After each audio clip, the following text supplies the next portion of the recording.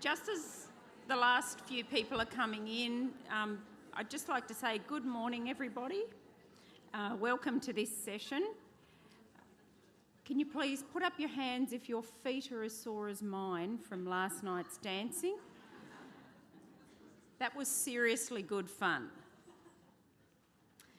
It's a pleasure to welcome you to the assessment story session this morning. My name is Tracy Bradley and I'm an ACECQA board member. The assessment and rating process is a significant part of the implementation of the NQF and certainly the focus of many lively conversations, which I guess is why there are so many people here this morning to find out a bit more about it. In this session, you'll be given an insider's view on how lead assessors and authorised officers prepare for, approach each quality assessment and rating visit.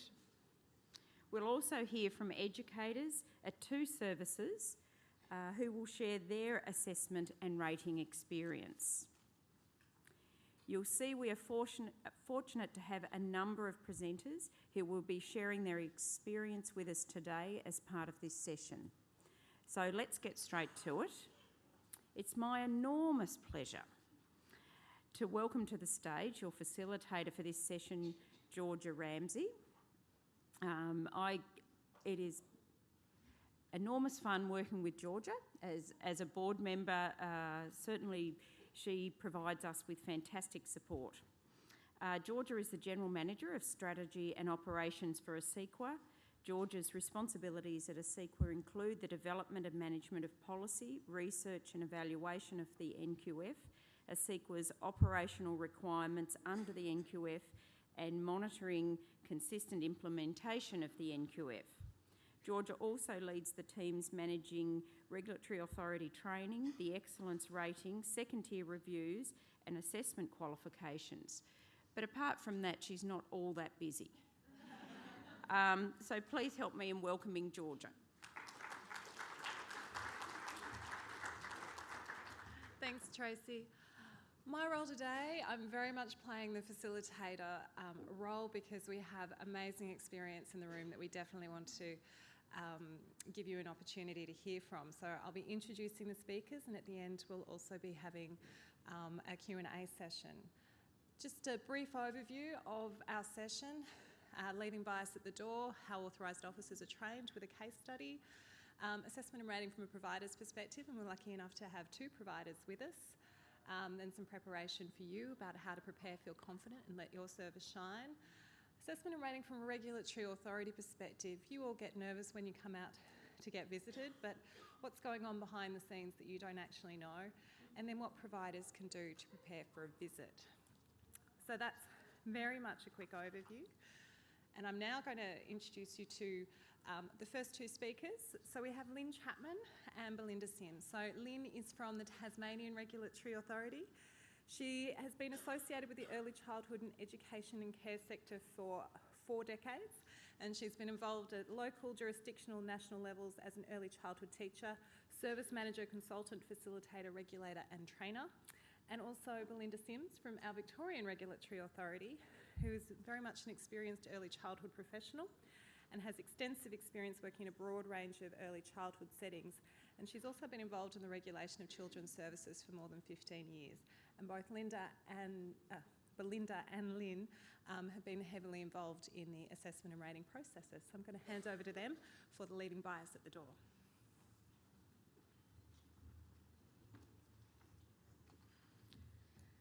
Thank you, Georgia. My name's Lynn Chapman. Sometimes I begin to wonder about having 4 decades in my bio. It's starting to make me sound very old. Beliefs, values and attitudes. We all have them, every single one of us, and they're a very important part of being human. However, when we allow our own personal beliefs and our values and our attitudes to colour our perceptions and to affect our judgments, this manifests itself as bias. And of course, there is no room for bias in professional conduct, and there is no room for bias in assessment and rating. I was trying to think of a relevant analogy that would sort of explain what it's like to leave bias at the door. Because clearly, with our perceptions and our attitudes and beliefs and values being such an important part of who we are, it's very difficult to leave part of yourself outside. And I thought about our hair. Hair's something that we don't actually take off. We wear it in all different sorts of ways, and it really creates our own individuality. But there are certain settings, particularly in the food industry and in health, when our hair needs to be controlled. It either needs to be tied back, or sometimes it needs to be covered up to make sure that it doesn't get in the way of the outcome. I know that none of us would like to find a hair in our soup, proverbially, or a hair in that packaged food that we open and expect to have good quality. In assessment and rating, it's really important that that sort of control occurs, that we actually make sure that going into those sort of settings, that we do cover up, that we do tie back. To do that, there are three primary ways of doing this. Training, tools, and techniques. And Belinda's going to talk a bit more about the training. It is national training. The tools are the guides and the instrument, and the techniques are the methodology that is used, including professional conversations, peer conversations from assessor to assessor, conversations with managers, and the processes and systems, moderation and checking. So I'll hand over to Belinda now to do the next couple of little bits. Thanks, Lynn. Obviously, the authorised officers are a really important part of the assessment and rating process, and it's really important that they can conduct their business of assessing and rating services without bias. ACECQA and all the regulatory authorities take very seriously the role of ensuring that our authorised officers can act without bias, that they can assess quality in a consistent and reliable way. And certainly the ACER report has validated the process and by and large says that we are assessing quality in a way that it should be. Our authorised officers have often been practitioners out there, so many of them understand very well what it's like to be in an education and care service. It doesn't mean that they've had familiarity with all the settings that you might come from, so there will be a range of experience in teams. Some may be very much more familiar with outside school hours care or family daycare, some kindergartens and long day care. But as a team, they provide a really rich background in these settings. The other thing that they bring to the role is relevant qualifications and experience, and they're certainly things that we look for when we're appointing our authorised officers. All authorised officers, once they become an authorised officer, must do mandatory training, and that's agreed right across the country. So I think that's been one of the most important things that's happened as part of the National Quality Framework. All the regulatory authorities have come together to look at what is the important training that has to be provided to work to deliver a program of training to all our authorised officers. Now, particularly around the assessment and rating process, there is mandatory training and also a reliability test after the training. Once authorised officers train, they must do drift testing annually so that we reassess their reliability and validity each year. So, you know, that's a really good thing that's happening. Also, as a regulatory authority, we're always looking at how our authorised officers are assessing and rating, and to moderate that assessment and rating. The other thing I wanted to say too is that in leaving bias at the door, it is all our responsibilities. So the way that authorised officers are able to communicate with services is very important, and the way that you can develop a rapport together in discussing your service is very important. Actually identifying some of the very special things that are part of your service. We have ongoing professional development for our authorised officers also, and we're always looking at what are the different service types, how are they different, what does quality look like in those different service types, what does it look like perhaps for babies in a baby's room, how can we measure quality well for those younger children, or similarly, how can we measure quality for older children? Because whilst the essence is the same, it will look different in different settings with different philosophies also. One of the things that some people think is that we need to understand every philosophy. We need to know what Steiner is, what Montessori is, etc., etc. We have some familiarity with that, but actually what we're looking at is the essence of that quality. We also have to understand the demographics in some areas to know when services are dealing with very vulnerable children, and also look at different locations. So we have locations right from Arnhem Land down to Tasmania.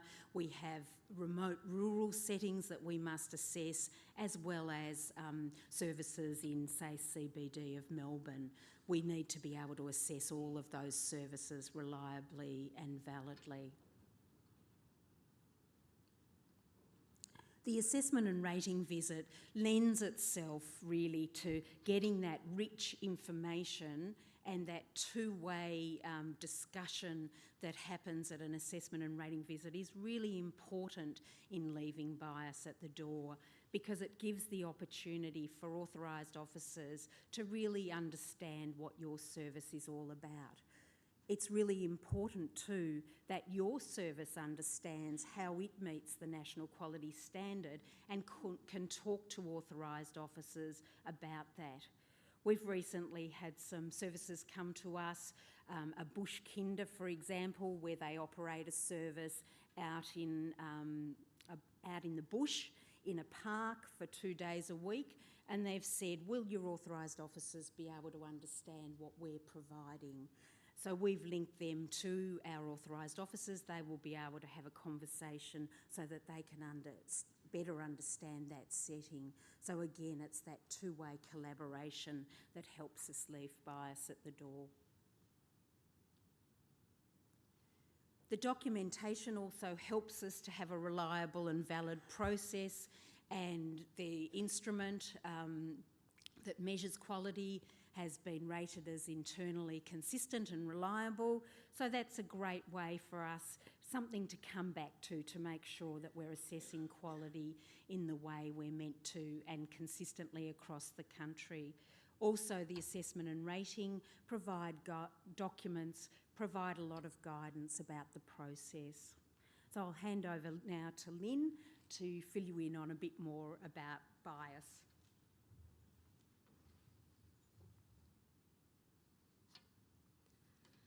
We've looked at the training, we've looked at the documentation and the visit itself, and of course then we come down to the assessor as a person and a skilled professional.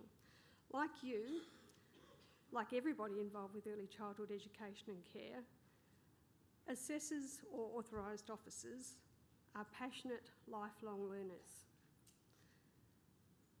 They possess, or a skilled assessor would possess, a curiosity and a sense of inquiry that defines them in that way. They're critically self-reflective and aware of those personal and cultural biases or attitudes and beliefs that they possess. And they're open-minded. They can recognise and understand the limits of current research, their own knowledge and their own skills. Within the various offices around the country, you'll find lots of professional conversations occurring, people reflecting, people challenging each other, people examining in depth other philosophies, other pedagogies, so that there is a deep understanding. Not everybody's going to know everything, as Belinda said, but that will develop and grow over time, because as you know, this is a new journey we're all on, and we're all growing and learning together.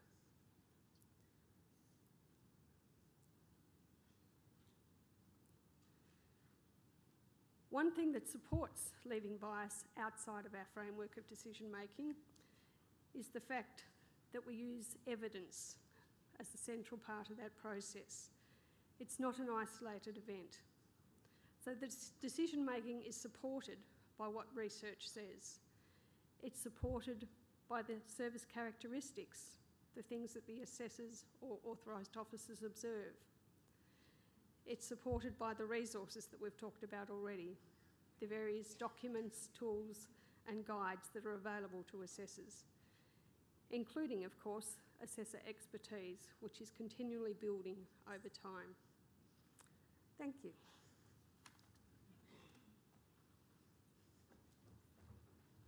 Thank you, Lynn and Belinda. We're now going to continue our Leaving the Bias at the Door theme, and Peter de Crest from Western Australia is going to provide us with a case study. So Peter has worked in the out-of-school hours care industry for 10 years as an educator and coordinator, with an emphasis on discovering ways to extend the reach of quality programs. At the moment, Peter is one of the assessment officers from Western Australia, and he's going to give us his case study. Okay, that introduction has managed to take out a little bit of my own intro, so I'll skip that bit. I just want to say that I've been with the department for about 8 years. I've been working in the industry for over 10 years, and now I'm currently working as an assessment officer in Western Australia. I truly believe that with the stringent and ongoing training that assessment officers undergo, there is little room for bias to enter into the process of assessment and rating. During the training, as Lynn and Belinda have stated, the training covers the practices that assessment officers, and we're strongly guided by the instrument. There's not really a great deal of room to move when you look through the indicators and the descriptors that are in there as well. Excuse the nerves on the voice, I'm very sorry. In Western Australia, we're currently sending out 2 officers with each assessment and rating visit, and this certainly does assist with limiting any bias that can possibly creep into the process. When gathering our evidence, we are guided by the instrument, we're guided by the descriptors, and certainly we use the guide to the National Quality Standard as well. Excuse me. There are certain tools that we certainly use when we're gathering our evidence, which include to cite, observe, and my personal favourite, which is to discuss the evidence that's available. This can include aspects of the program or experiences of children directly. This is a particularly useful method when assessing school-age programs, and certainly has its place when assessing all models of education and care. Sounds like it's really loud, I do apologise. Once the evidence is gathered by assessment officers, we will collaborate and measure the evidence against the descriptors that are available in the instrument to help determine the service's rating against the standard and the quality area. As you can see, with those descriptors again, there is little room for bias to creep in. However, with that said, when conducting a visit, there is always some aspects of personal bias that assessment officers need to be aware of and learn to put aside. In my personal experience, after directing OSH services for 10 years, I thought I would have the greatest difficulty in assessing services that I had little practical experience in, such as family daycare or long daycare, and in particular, in the 0 to 2 age groups. I thought that I would really find it difficult finding examples of learning and gathering relevant information that was relevant to this age group. But to my surprise, I found my greatest challenge of controlling bias when assessing school-age services. During an early visit, when we first started the process, I found myself that I'd entered into an outside school hours care service, and immediately my expectation of what I felt was my industry, or my section of the industry, the expectation skyrocketed through the roof. I would instantly observe some practice and find myself thinking, would I really do that back in my day? I would look at the practice and, for example, preparation prior to or during an excursion, and yes, I was fortunate enough to go out and hang out at the Perth Zoo that day, I got to look at some of these practice, and I would think, how would I have done that differently if I was in control of the service, or if I was a bit more involved in the actual program itself? During the visit, after reviewing the evidence on the first day, and this is usually done on our lunch break, so those of you that think that we sit back and just relax for an hour or so, it's constantly working. We do work, definitely do work hard over the lunch break. I identified that the information that I was gathering was measured against my estimation of what quality practice looked like and how I felt that things should have been done. But this was not my service, and I didn't know the children and their families in the way that the educators did. The important thing for me to do at that point was to have a frank and introspective assessment of my own bias, and I fast realised that I needed to change this perspective in order to conduct a fair assessment and do justice to the efforts and the passion of the service and the educators. Looking at the descriptors of the instrument, I was able to see that the information that I was documenting clearly showed that the service was achieving quite a positive assessment, and my own bias and my perception of what the service was demonstrating was actually impacting that. I then decided to clarify my findings with the individual educators, who were quite nervous, and now I can feel what they're feeling like. They were quite nervous to begin with. I started to have a conversation with them, and they relaxed, providing me with more evidence than I was expecting, and certainly more evidence than I was looking for. I then found that children in the service were coming up and asking me questions and answering some of my questions as well. This showed me that the children were clearly involved in the passive learning that was occurring all around them. This was a direct result of the program and curriculum decisions that were made by the educators and by the service as well. From this point, thankfully it was one of my early visits, I was able to gain first-hand knowledge of assessors needing to leave bias at the door and how we can actually impact the outcome of a service's assessment and their rating if we aren't able to control and limit that. The message has been driven home very hard during our intensive training. However, the life lesson on that day certainly resonated its true meaning. For me, I feel that the combination of our stringent training paired with the guidance of the instrument does not leave much room for bias to enter the process. And if it were to creep in, even in the slightest, and I know she's out there somewhere, my quality manager would certainly be onto it, as well as the team leaders and my other colleagues as well. We do often remind ourselves and each other that it's important for us not to place value judgments on the services and to allow for you guys, for the services themselves, to provide us the evidence that shows us how you're interacting and working with your children to achieve your assessment, achieve your outcomes. Thank you.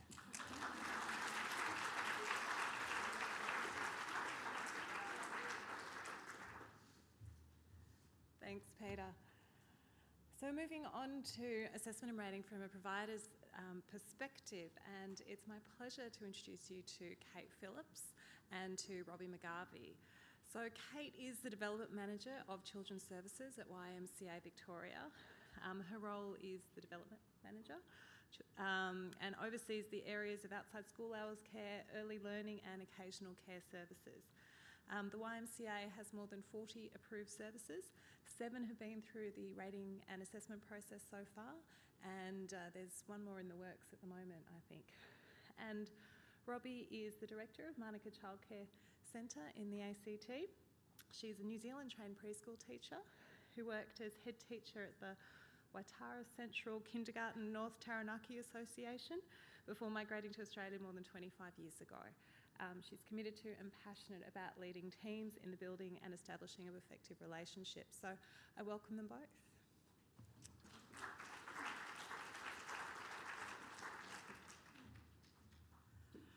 Hi everyone. So Robbie and I are here today representing the services perspective. So let's be honest. Can I get a show of hands as to if the thought of receiving the letter in the mail inviting you to go through the ratings and assessment process makes you want to just throw your hands up in the air and scream? Yeah? Okay.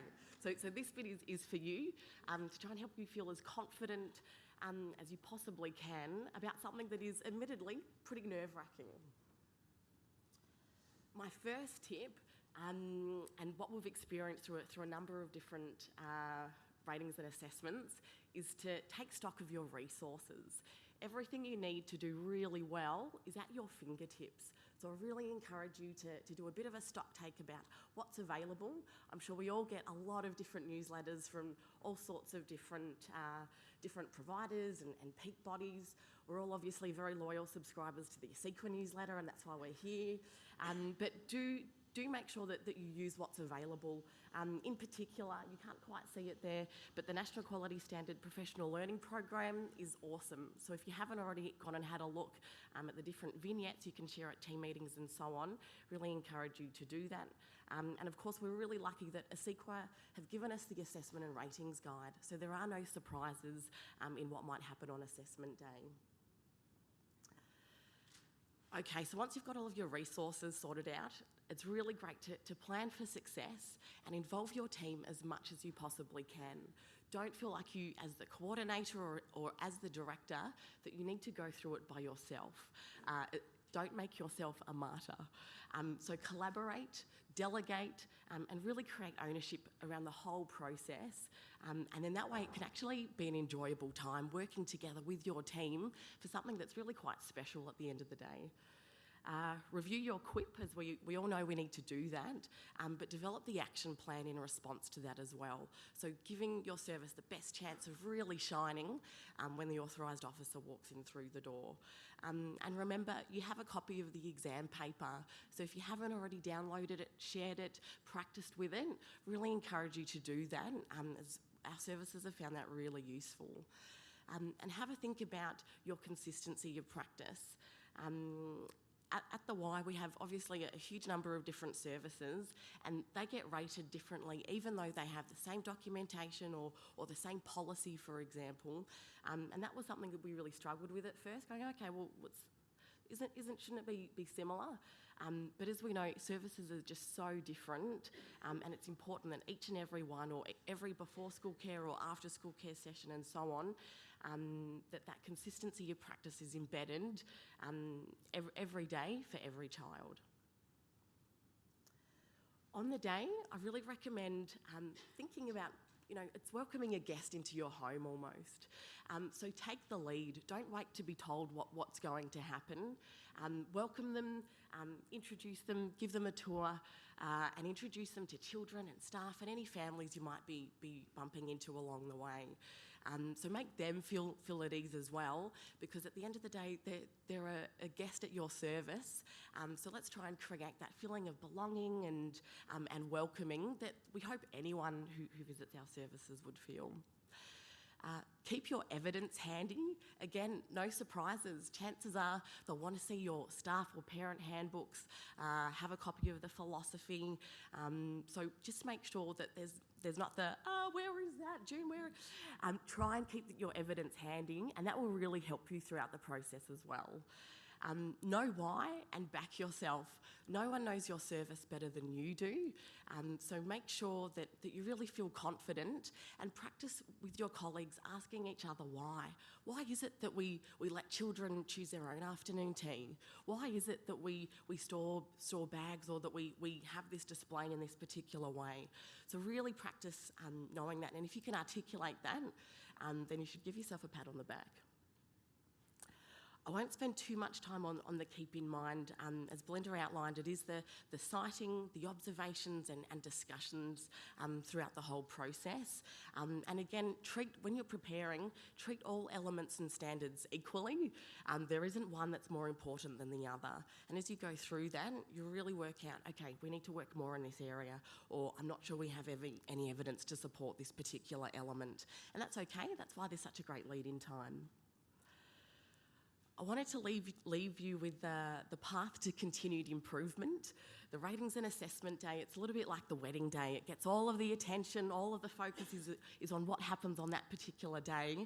But of course, that's only the beginning, and it's really what happens throughout the whole marriage, or what happens throughout the whole daily operations of your service. So don't focus, as much as it's very important, don't fake it, really mean it.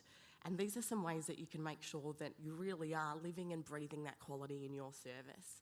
To me, there's really the two phases there. So the everyday practice, so interactions aside, things like team meetings, family communication, all of those sorts of things that are just really important to support your staff to do well. I think in particular the induction processes and PDs are really important, and the everyday documentation. So knowing your policies and your philosophy, if that differs to the legislation, then you need to know that and be able to demonstrate that. And I think the best one I'll leave you with is probably making your quip real. So we all have a million to-do lists. Can I suggest that you use your quip as your to-do list? So if you've been meaning to get down to Bunnings to buy some new resources, or if you've been meaning to do 101 different things, make sure that that is in your quip and work to it. You shouldn't have this is the quip that we give to the department, and this is our to-do list of things we'd actually like to improve. They should be the same, so make it really meaningful, and then that way everyone gets to benefit from that. And obviously the curriculum and evaluation and linking that to the framework so that that's alive every day is really important as well. But I think if you're doing all of those sorts of things, you're going to set yourself up really well for a really great assessment day. So I hand over to Robbie to tell us all about that. Kia ora koutou, everybody. It's such a pleasure to be here today, and I'm really thrilled to go through our assessment story. So just as Kate said, with your quip, it's a living document. And when we did our quip, we really looked at our strengths. So I would really encourage everybody, look at your strengths and really document those and really push that home with your educators, because you really have to be affirming them about the excellence that they're practicing every day, right up to your assessment visit. We knew at the start, and like us for many of you too, that relationships with children was our biggest strength, and also we worked on all the areas of educational program and practice. Through this journey, we also had a practitioner inquiry project where we looked at trying to connect children more fully with nature. So throughout 2012, we also had a mentor, Catherine Lee, come and work with the staff. And this way we also embedded practices of sustainability and conservation, introducing worm farming, composting, and actually making gardens in our outdoor learning environment. We had a lot of paving, so we wanted to have a breaking up the paving party. We wanted to bring down fences, and we looked at all these areas within our educational program and practice. We also had training days, just as Kate mentioned. So all those things help to bring the team together and to consolidate the goals and aims that you have, and reaching and continually improving on your way to assessment day. One of our educators in her reflective journey wanted us to share too the family and commitment involvement. So we worked really hard with Quality Area 6. And Esme's written here, and I'll show you the photos in a minute. Duncan Smith, who visits our centre each month, created this Aboriginal mural with the Mocha children. It stands proudly in our garden, and we'll look at that. The Jensen family wanted to leave us a gift from their family, so they made us an Inushuk, linking their cultural experiences while living in Canada and their time at Mocha. Inushuk are monuments made of unworked stones that are used by the Inuit, Indigenous peoples of Canada, for communication and survival. The traditional meaning of the Inushuk is someone who was here, or you are on the right path. Our Inushuk means welcome and is very precious to us. A New Zealand Māori-inspired wall artwork was created for Robbie to link her to our garden, acknowledging the help and support she has given to us to create this lovely environment.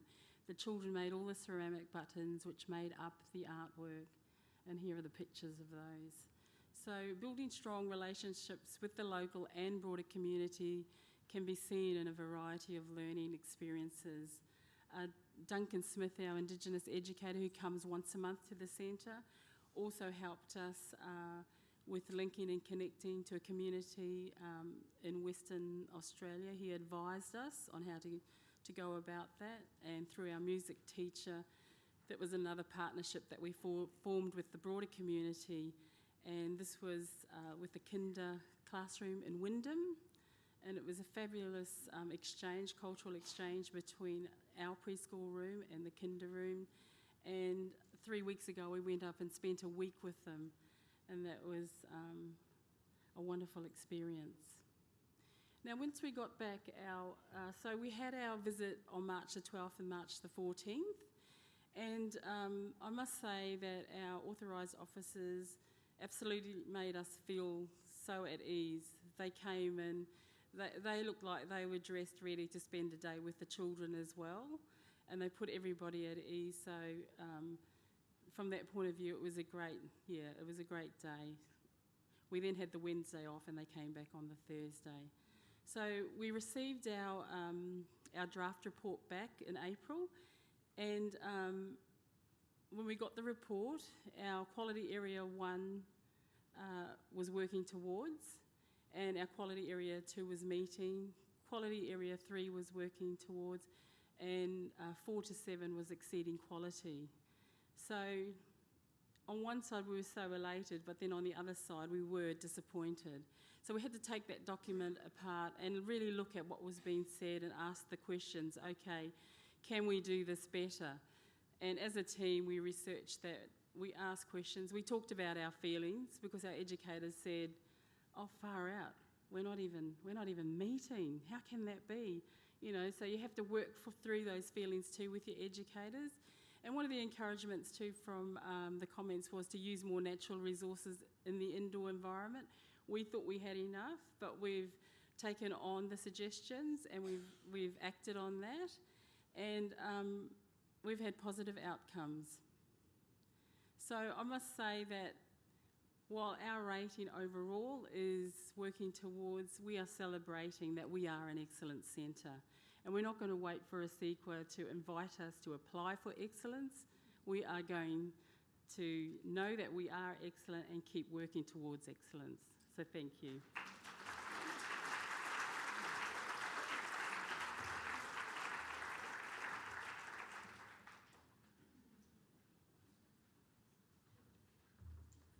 Thank you, Kate and Robbie, for your stories. We're now going to hear the assessment and rating process from the regulatory authority's perspective. So I'm going to invite Kate Harris from Victoria and Eileen Haynes from South Australia to come and join us. So Kate has worked in a broad range of services as a manager and leader for more than 20 years, and she started in her role as quality and assessment and regulation role in January 2012. So she's been part of the process since the beginning. And Eileen Haynes is one of the authorised officers from the South Australian Regulatory Authority, and she commenced this year in February 2013. She holds a Master in Early Childhood Education and has previous experience working in a regulatory environment. So I'm going to invite them both to the stage now.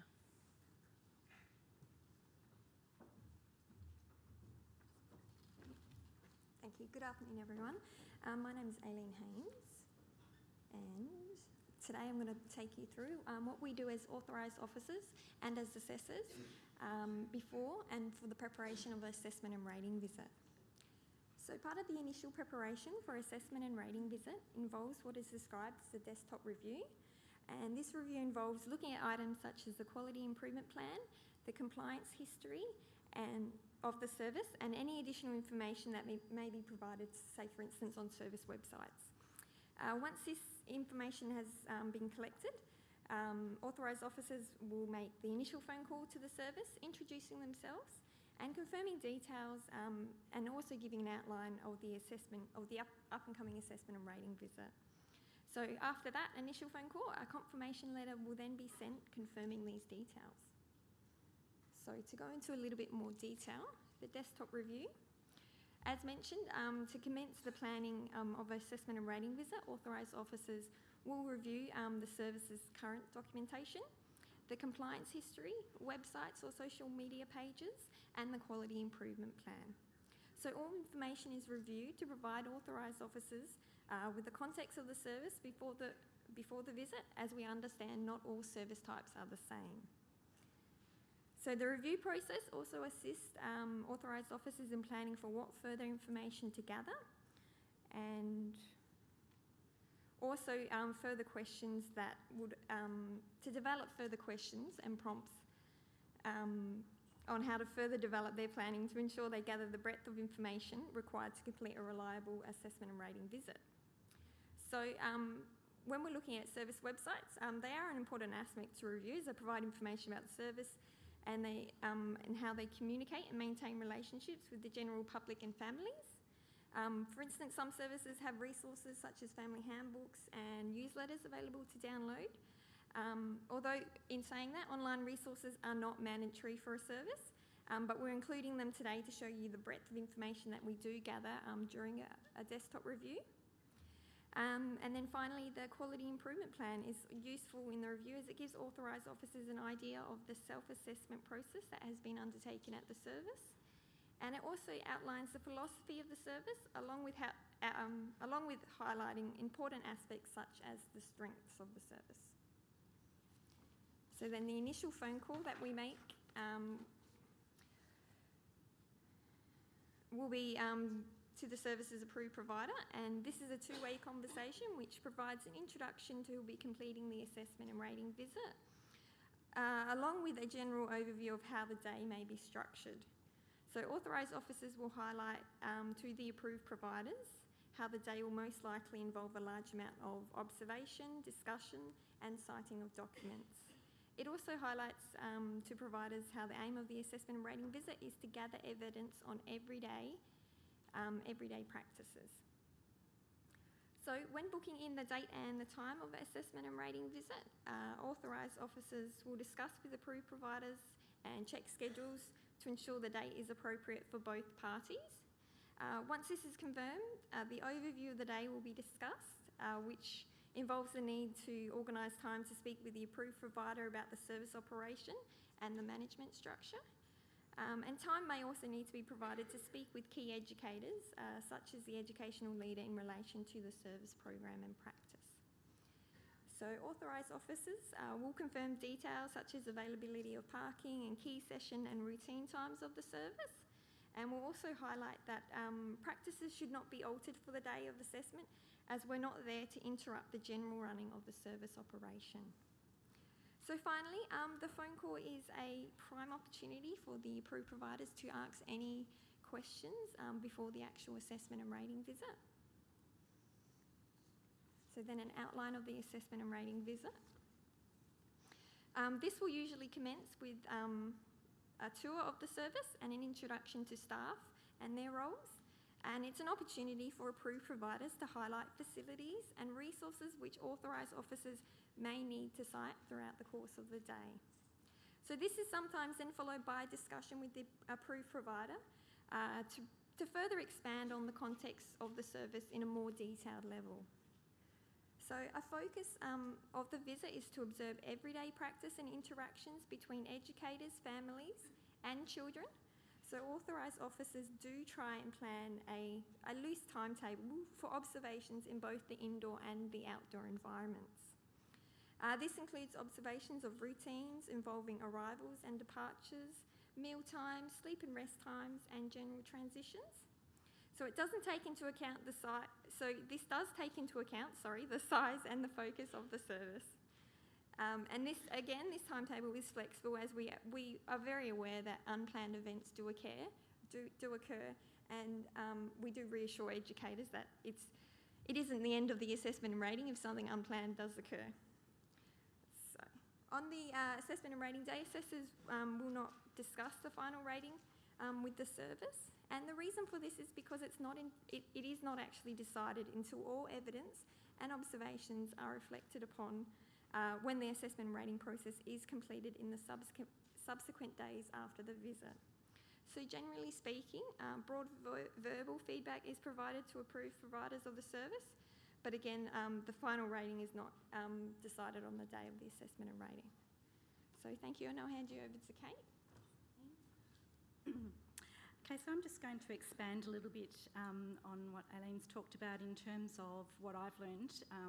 As Georgia said, I've just come on board at the same time as you, so it was new for me as it was for you. And I'd like to start by asking a question, and who's ever made a mistake? And who asks questions? Now, we know these are two things that are very important in the way children learn and develop, and it's no different for us as regulators and for you as service providers.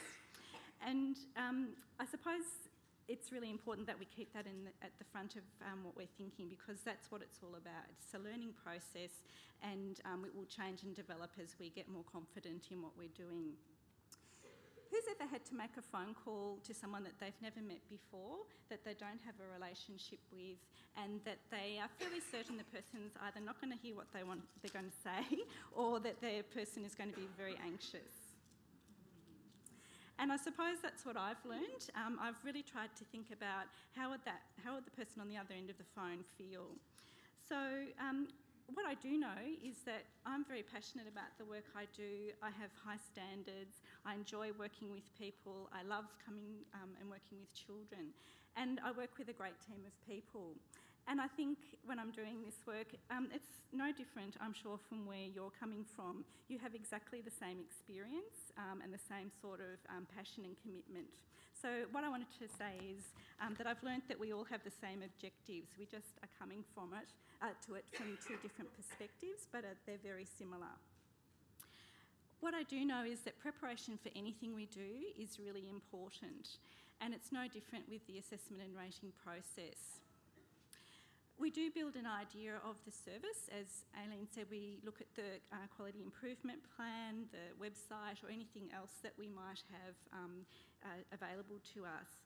But really, what I've learnt is building that initial relationship with the service is so important, both from my perspective and also from your perspective. I'd encourage you to answer the questions that we ask, because normally we're trying to form a picture and be clear that we're meeting your needs. So we will ask you some questions, and don't be concerned about that. It's just, as I said, it's how I learn and how you can give us information.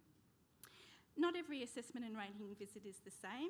So what happens at a centre next to you or in another area is not necessarily going to be the same as what happens to you. And that's the way it should be, because your service is unique and the circumstances are very different. For some of you, the phone call that you get might be the very first contact you've ever had with a regulatory authority, and that's another thing I think about as well. That's generally why we ring a couple of weeks prior to the visit. We want to put you at ease. We want to make you feel comfortable. We understand you're going to be nervous. We are also nervous when we first come out, thinking, am I going to get everything down? I hope I can get off my chair, because I'm getting older and it's harder to get up and down off the floor, and oh my gosh, will I make myself look silly? It's also your opportunity to ask any questions or to clarify information. As you all agreed at the beginning, there's no such thing as a wrong question, and you've heard today from the speaker that that's a very important way and to learn and to be curious about what's happening. Our key message to you is that we are flexible, and that's what this process is about. It has to be flexible because all of the services we visit are different, and they're made up of people, and people make mistakes sometimes, and sometimes you walk into the door and you can just know something's going to happen from a service provider. They're thinking, oh no, it never happens like this, but you know, Kate's here and it's going to be like this today. So we're very conscious of that, and that's not what we're looking at. And also the visits are generally across the 2 days, so it's just, if you look at it in a perspective, it's one small part of quite a long process, so don't worry about those things. We understand sometimes things go wrong. We'll talk to you about how the visit might work best for your service. You might want us to talk to someone first when we first come in, or later in the day, or on the second day. You might have staff who are really anxious, and all you you might like us just to go first and meet with them to put them at ease, or you might like us not to go there until the end of the days so that they've had time to talk to other people and people see that we're not so onerous and scary. So that's an opportunity for you to let us know that information because it's important. We'll give you a general overview of the day just based on our experience, but that's flexible and we will generally try and meet your needs. Every service we visit brings a different lens for us. It's influenced by the age of the children, the type of service. So the questions that we ask you at that initial phone call will generally be based on that. So if it's an out-of-school hours care program, which are the best times to come because often staff don't have additional time to meet with us at the end, so we need to factor that in. Or it might be a family daycare service, which is a very different type of service. So we're very aware of that, and in my own experience, we've tried to really match that to the type of service we're visiting. So what you should see is a visit that really reflects the sort of service type that you're offering, and it should really reflect your views and how you would like it to run, as well as Aileen said before about us meeting our requirements as well. I suppose you can also plan for discussion times during the day if you want us to meet with staff at particular times. And it's very hard to explain to people, but we really just want people to be relaxed, calm and positive. And we'll try and make you feel that. And I have to say the feedback that I've received and that many of our officers have received is that's how people find it. The initial part is a bit scary, but by the end of the visit, people really comment on, oh look, we just forgot you were there in the end. You weren't. We didn't realise you were there. So I think that's really the best feedback we can get. Visiting services for me is a real privilege, and it's really inspiring, and what you see out there is really great work, and of course it's the children's voice that really keeps you focused in on what our work is. Services can ring and clarify questions at any time. I just want to leave you with two things. One is the focus of the visit is really about the interactions with children and your staff. It's not so much on the documentation. So just remember that, that's what we're observing and what we want to see, because that's where the quality is so strong. Okay, so my recommendation is just be yourselves, and we really look forward to working with you when we come to visit.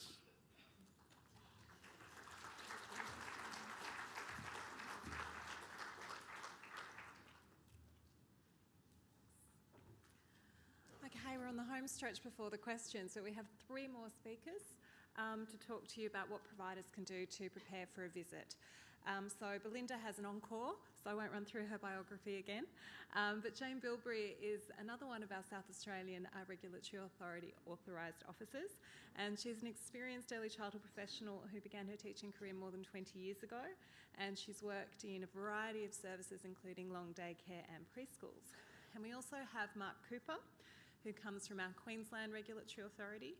And Mark is a member of the Assessment and Quality Improvement Team, and as a central office-based lead assessor, he provides advice and professional support to the regional lead assessors in Queensland, and he also has the interesting task of conducting first-tier reviews when they happen. So I'll hand over to the 3. Thanks, Georgia. Going first. Sorry, this is great organisation.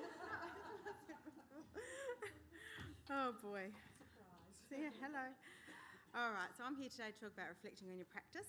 So in the 2 breakout sessions that I attended yesterday, both presenters touched on what providers can do to prepare for an assessment and rating visit. My goal today is just to expand a little bit on 2 of those areas and provide some concrete examples that I have seen out in the service from my visits.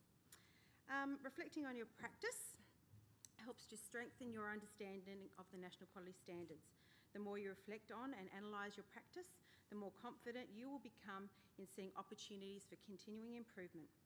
By engaging in reflecting practice, educators are more likely to see evidence of an increase in knowledge and skill development.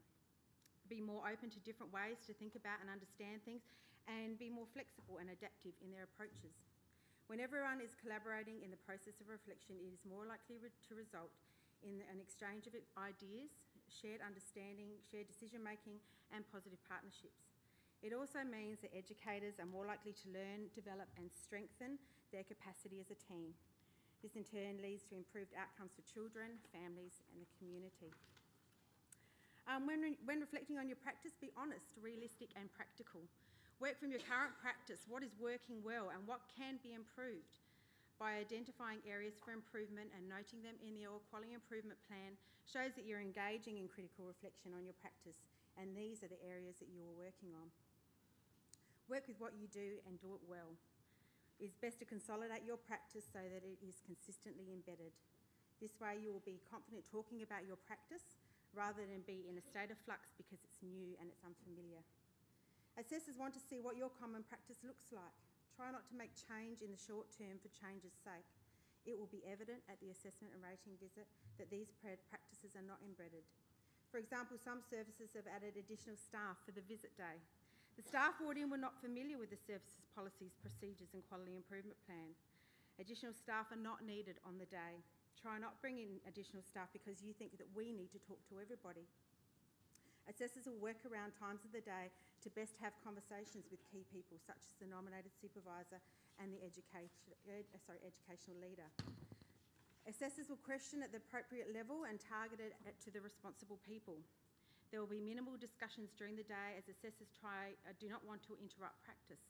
Additional staff can change the practices of the service and children are very good at giving it away that this practice is not typical.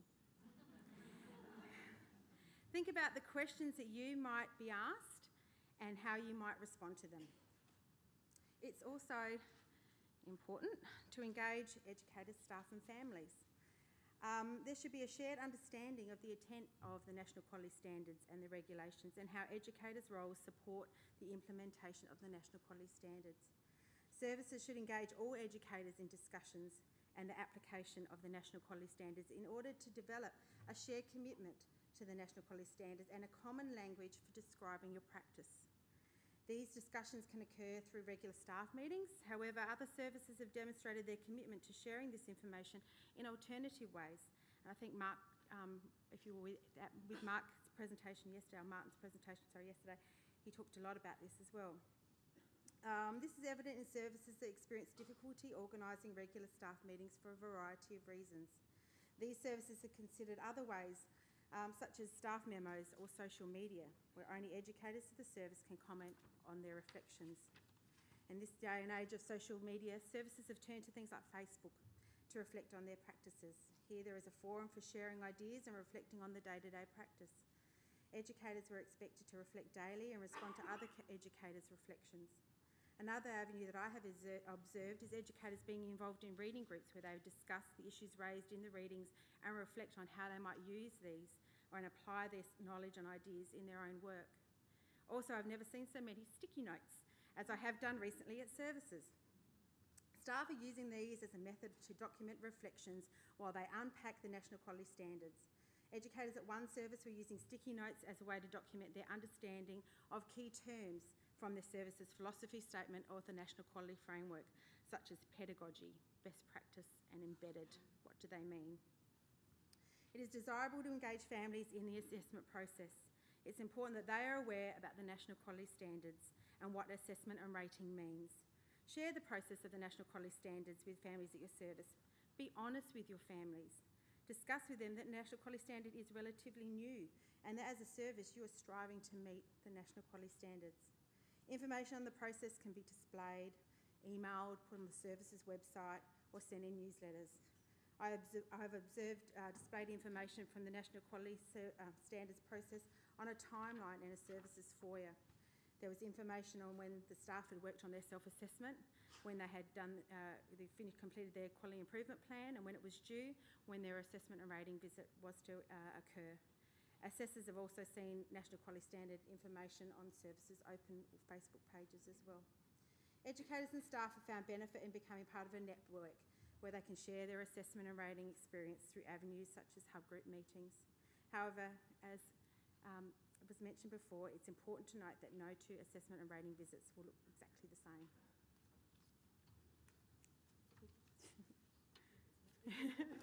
You never know. We'll see what comes up. It is me. I think one of the most important things to do in preparing for an assessment and rating visit is to make sure that you've embedded quality practice in your services operation.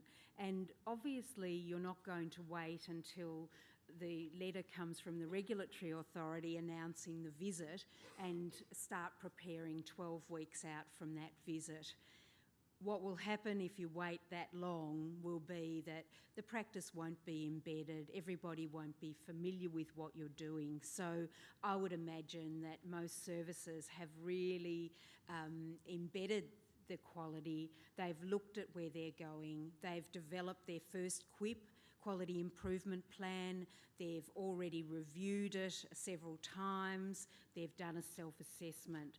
So you will all be well on your way to embedding quality practice.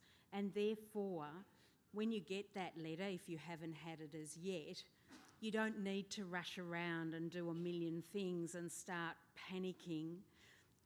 Calm down, have a look at what you're doing, but do make sure that you do a quick review and make sure that everything is in place. We do know that quality is based on the minimum standards. So if you're not meeting minimum standards, you can't build that quality. And at times, services have been so intent on looking at the overarching quality that they've forgotten to actually attend to some of the smaller details. So make sure that those smaller details are attended to. It's really disappointing for us when we see services who are doing really well in quality area 1 and 5, the practice with children, but maybe working with children checks have expired, and that is a serious thing, or no one's there with first aid, those sorts of things. So do make sure that you've had a look at every part of the National Quality Standard and what is needed. As Kate said previously, you need to look right across. You can't just focus on some areas. I think that the self-assessment and the quality improvement planning are great tools, and we've certainly seen as a regulator how services have used those tools to influence quality and also to engage everybody at the service in planning for quality. And the National Quality Framework is so fantastic because it puts the responsibility for quality onto everybody. It doesn't just focus on the educators, it looks to the approved provider, the leaders of the service, the educational leader, and it also involves parents, families and communities. So it's great to see the way in which the National Quality Framework actually asks us to consider all of those people. And in fact, we know that if all of those people aren't involved, you won't be able to achieve true quality. The other thing I think you need to be aware of is also consider, I do it this way all the time. Don't get into that mentality. Be ready to change.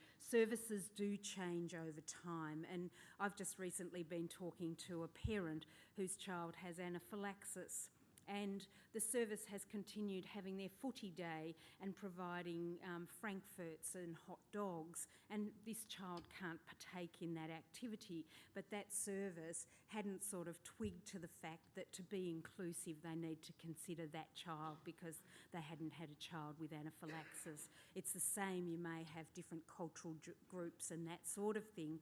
All of those things need to be considered in your quality improvement plan and your practice.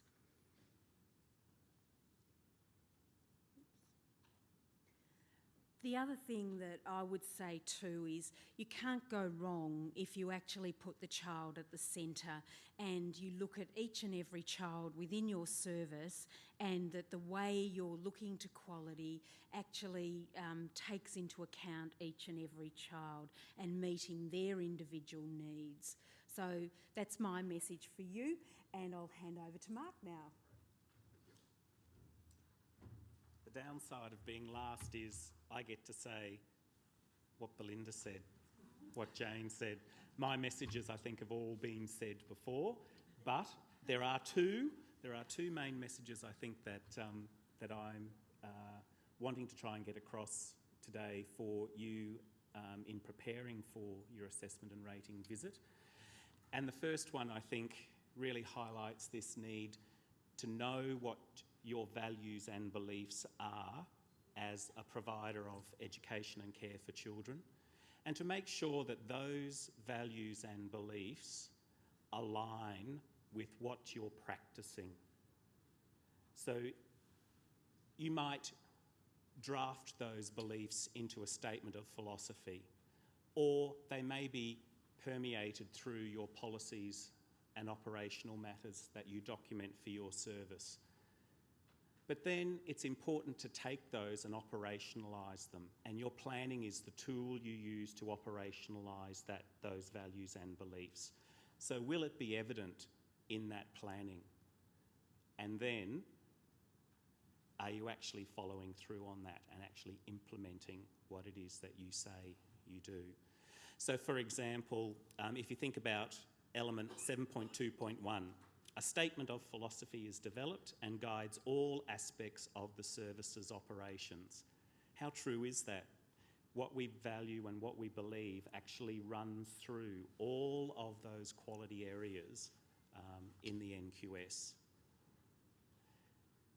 I know from working with a couple of services, for example, where they've said negotiating with children is something that we really value.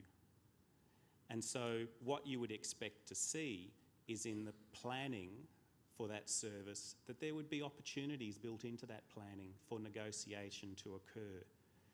And during a visit, you might just be observing that occurring. So that there shows an alignment, that this service actually believes and practices what they believe. I guess the key messages there are know and understand what you do, how you do it, and why you do it. And the why you do it, we've heard from most speakers today. The actually understanding why it is important that we do have our practices and the way they are, but we don't necessarily want people to have a theoretical discussion with us. It's about knowing the practicalities of what you believe. So for example, if you are passionate about equity in your service, is there an example in your planning of ways in which equity is being addressed? Are you looking at the types of resources that you're providing? Have you actually documented some questions that allow for that differentiation to occur and allow children to engage differently and equitably in the program? Is your language inclusive, and are your resources inclusive of children? And being able to say why you're doing that. I'm doing it because this group of children need this particular support, or I'm doing it because our community is based on these particular values and beliefs. I want to just draw an analogy to the issue around bias as well. I worked with a service that's in Brisbane, in the south of Brisbane. It's a low socioeconomic community. And we were looking at the early years learning framework and that really strong emphasis on play. And the director of this particular service said, that's great, but play is very different in my service than it is, say, in a service that has a different demographic. These children come to my service with no prior experience in this notion of socio-dramatic or collaborative play. They don't know how to do it. So in terms of their beliefs about play and the way they've documented their philosophy and approach to play is very different to the way it might look in a different service. And so what was really clear with that particular group of educators was that they'd had to work through what those beliefs were and how those beliefs played out for them. And they were very articulate and very able to talk about how it looked for them and why it looked that way for those children.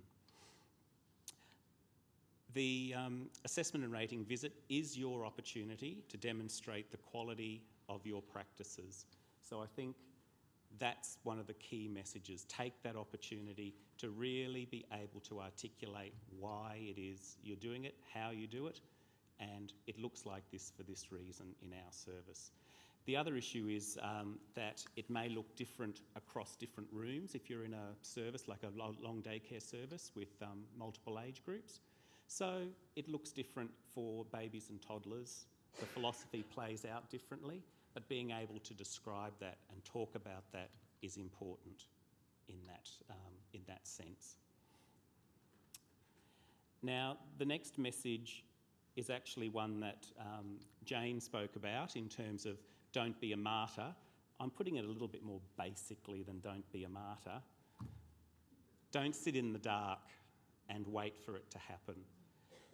There are so many resources and so much information out there about the National Quality Framework and the assessment and rating process that it is about taking that responsibility and getting out there and finding out that information. From the assessor's point of view, it's not about catching you out. It's not about saying, aha, you didn't get that.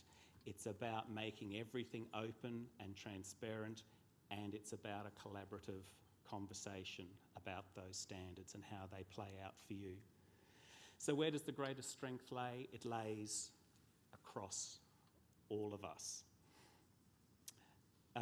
Just a couple of examples, I guess, of where that sort of collaboration is taking place. If I just use a couple of Queensland examples. We have provided some additional funding to our professional support coordinator to provide targeted support to services who are rated at working towards, or if they were to get a significant improvement, required rating. So it's about providing, again, a different level of support for those services to say, okay, this is where it's come out. It's about the journey. Let's look at where your planning is in terms of your QIP and how can we work with you to help you improve for the next time. We're also working with a number of our peak organisations, for example, the Queensland Children's Activities Network, which is the outside school hours care network in Queensland. And we've been working with them to develop some advice for OSH services around documentation of children's learning in school-age care, because that was identified by that sector as a real challenge. So working with the sector to identify what those issues are and helping and working collaboratively with them to actually develop some solutions. Queensland has a regional structure. We have 7 regions and 13 regional offices, and each of our regional offices has a dedicated, hard-working team led by a lead assessor.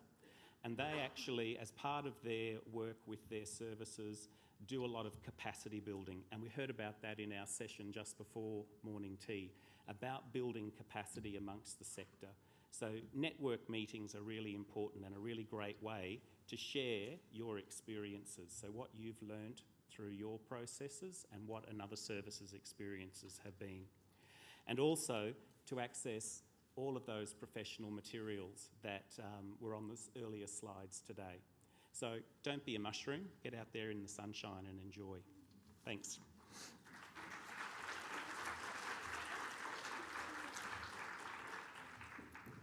Okay, we have time for questions, and I can see that we've had questions come through. So can our panel members just come up and join us at the table now, please? We also have people escaping. Okay. I promise it's still not technically lunchtime yet. We have a good 10 minutes to go before lunch. Now we do have microphones available around the room. So do we have any questions from within the audience? We've got one over here. I think Athena's coming around, and one down here as well.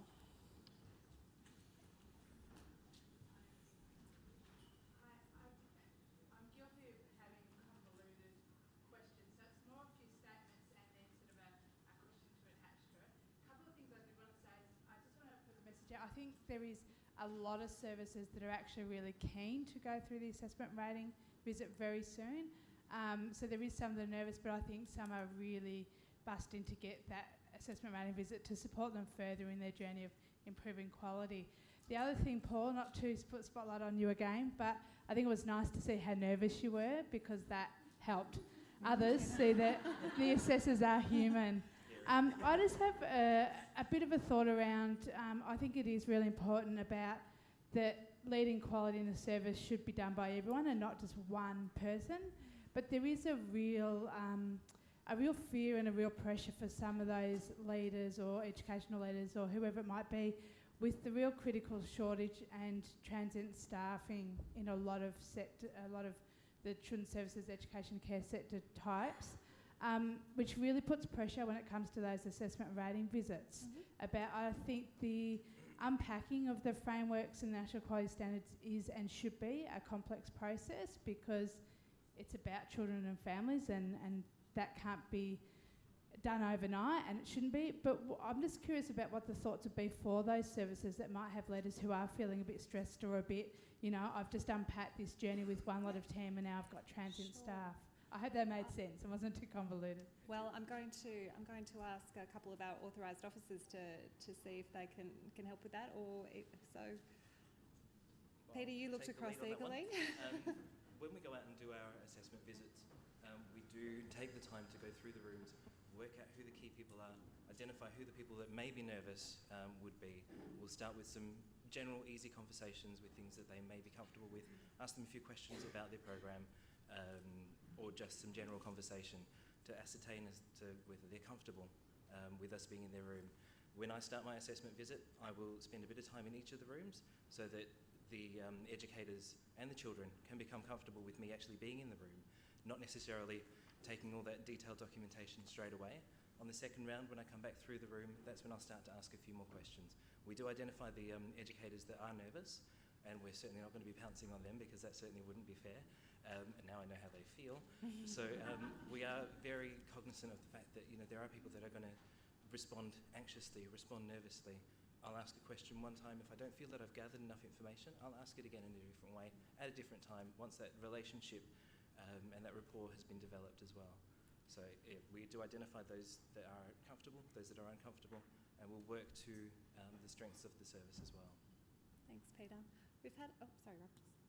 We also, were you interested too in how the educators and team leaders are actually supported before the visit? Because in our centre, we actually selected volunteer team leaders to act as mentors for their rooms, and that really helped as well with discussing the information. Every educator was given the early years learning framework, but every room also had a mentor educational leader, as well as myself as the overall educational leader for the centre.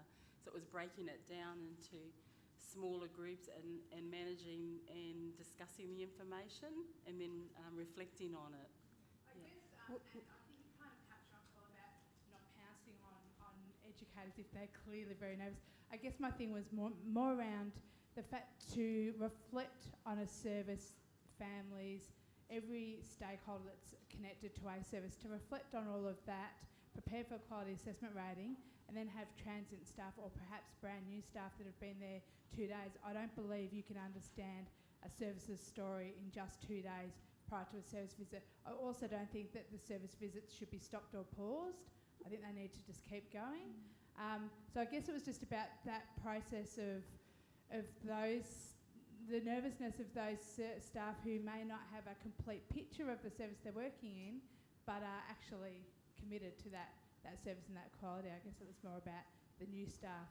It's one of the challenges that I think the assessors were quite eloquent about, and elegant, in that it's about actually hearing your story. And if your story is, yep, we've got a new staff member this week, then the authorised officers go, okay, I don't expect them to be able to quote all the policies inside and out. So it's getting that balance right. We do have a couple of other questions, if that's okay.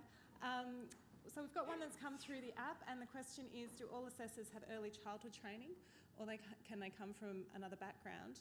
And I'm going to pick on Peter, even though he's just been picked on, because your background isn't early childhood. My background's in outside school hours care. over 10 years in experience within that. From our office in Western Australia, though, we do have a wide variety of people that are now assessment officers, ranging from psychology students, policemen or police officers, people from varied backgrounds that bring in their knowledge base to increase the richness that we do have within our office as well. And Belinda and Lynn, would you like to comment on the backgrounds and possibly Mark as well in your jurisdictions? Our authorised officers bring a range of qualifications, but many of them have early childhood or school-age care qualifications, but they also bring other qualifications as well that are relevant to the role, because our authorised officers work across the compliance, investigations and also assessment and rating. And our authorised officers would be very similar to Victoria. They all do have early childhood qualifications, but again, a range of other skills and life experiences. Got a question over there? I'd like to say thank you to everyone. It's been really informative. Can I just ask a question? I don't know if there's an answer, but a lot of services, and I know the ones that I'm working with, a lot of the girls on staff are human. They have anxieties. They can often have depression. Not knowing when this letter's coming is causing more anxiety for them. You know, we keep talking about that. We keep improving. They kind of just want a date so they can get on with just stop worrying about that and get on with the job. Interesting that you mentioned that about a lot of our educators having anxiety and depression. The night before our visit, I had a phone call from the mother of one of our team leaders to say that she was in hospital and that she tried to self-harm. The next day, during the day of our visit, that person actually texted to one of the team leaders to say that she tried to commit suicide. So that night, it was about, okay, she's in a safe place, she's in the hospital, she's got people looking after her. We've got to carry on with this. So two of us knew the next day what had happened, and we carried on. And then the team member who got the text message came, so that was another 3 people that knew about, I said, right, we just have to carry on with this. She's fine, she's well, she's been looked after, and we can, take care of that on another day. So here we were having our assessment, and on Friday we were having critical incident counselling to help us all. So these things do happen, yeah. Yeah, when it would happen. When she came back, she also got help as well. Yeah, I might, wondering, Mark or Kate, do you want to talk about the kind of scheduling? Sometimes it's about reframing what the purpose is, and the purpose isn't the assessment and rating visit. The purpose is working with children and how you're building a quality service. So sometimes it's about the language that we use, and the services are chosen randomly, and there is the process. So there's no, everyone's going to know. So I think sometimes when and it is a very anxious time, but I think it's really about explaining to staff, look, sometimes we can't control that, so our energy is going to be really wasted worrying about it. What we can control is what we're doing in our service, look at our children, look at our families, look at our plans, and really move the focus away from that, because we're just getting a snapshot when we come, and it really isn't the purpose. So and I understand why people are anxious about it, and there's a lot of talk about it, but really keep the focus on the purpose of your work, and your purpose of your work is about children and quality. And if the other things come in and out, and it's a bit similar to when you've got staff that aren't normally there. I mean, I did an assessment and rating visit recently where both assistants had serious health problems and were having operations. The regular relief teacher wouldn't come because I was there. The teacher had to get another assistant, and it was on the second day, not the first day, and the first day, sorry, and it just worked beautifully. And what I observed was she went through all the processes for someone who was new to the service and didn't know the processes. She had the sign out for the families to know who was working with the children. She sat down with the children, she said, you know how Mary's in hospital and Betty's doing this? Now we've got another visitor today and she's called Jane, and she doesn't know all the things that we do at our kinder. So we're going to have to help her. And the kids went, yes, come and sit next to me, and first we do this. And so it was a lovely, it wasn't a negative experience, it was a very positive experience and showed exactly what we all do. We're juggling all those balls and things do go wrong. And the teacher didn't tell me until after I'd said, well, I'm going to go now. And she said, I'll just let you know that the person that I normally have didn't want to come because she was too scared you were going to ask questions that she wouldn't know about. And they could see. She said, I told her she's not like that. You wouldn't even know she's there. So I think it's always about reframing. And I know it's the fear of the unknown, and until you do it, it's hard to believe us, but that really is what happens. So don't worry too much. I think one of the other things to remember in relation to the process, and it's one of the consistency issues, is that the assessment and rating process is based on a 20-week cycle.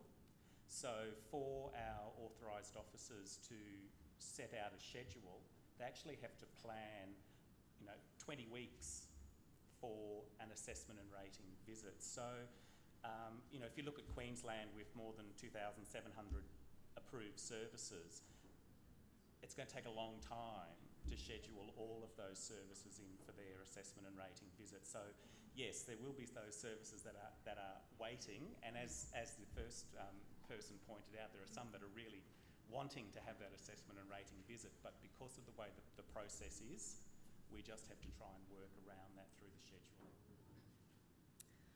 I hate to call it, except it is lunchtime. So it's 1 o'clock, and I'll just pass over to Tracy, who'll just wrap up the session. So if you could just hang for a moment.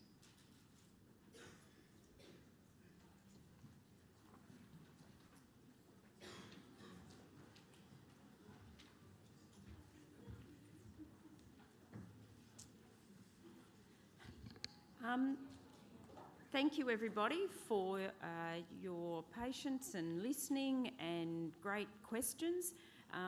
I thank our speakers for sharing their story with us today. I hope that gave you some insights into preparing. I think there's a few key things that came out of that. Clearly, we are all in this together. So I think that's a really important message. This is a new journey that we are on together, whether we are assessors or educators or directors, providers. Everyone is working towards a common goal. I love the analogy of a wedding. I think that was really clever. And if you think about it, all of the stress and tension and getting ready for that day, but it's not really about the wedding day, it's about the journey after.